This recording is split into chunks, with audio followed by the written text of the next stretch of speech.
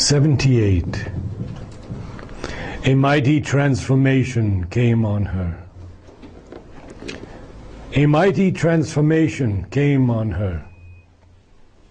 A halo of the indwelling deity, the immortal's luster that had lit her face and tented its radiance in her body's house, overflowing, made the air a luminous sea.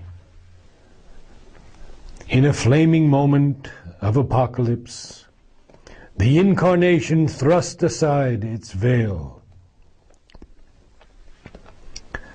A little figure in infinity,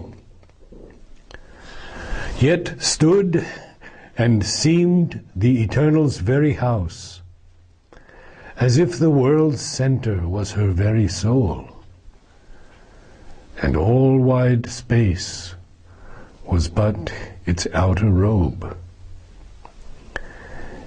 A curve of the calm auteur of far heaven, descending into earth's humility.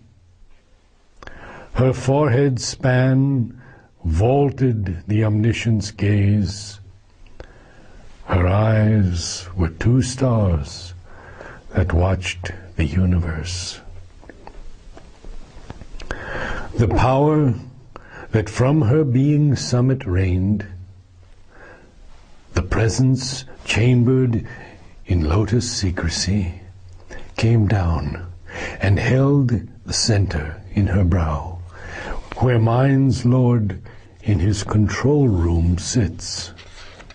There, throned on concentration's native seat, he opens that third mysterious eye in man, the unseen's eye that looks at the unseen.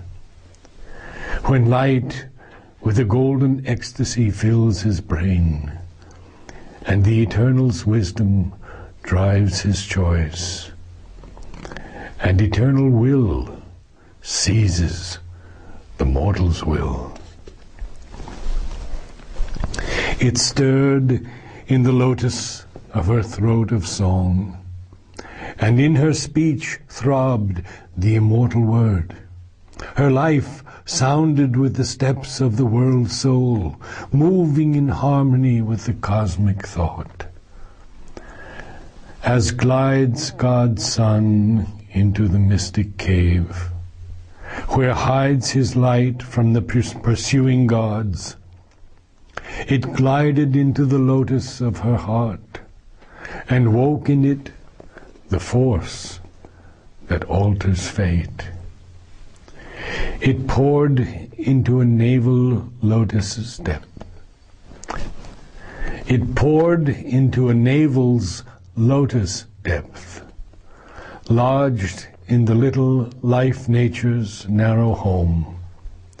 On the body's longings grew heaven rapture's flower, and made desire a pure celestial flame, broke into the cave where coiled world energy sleeps, and smote the thousand-hooded serpent force that blazing towered and clasped the world self above, joined matter's dumbness to the spirit's hush, and filled earth's acts with the spirit's silent power.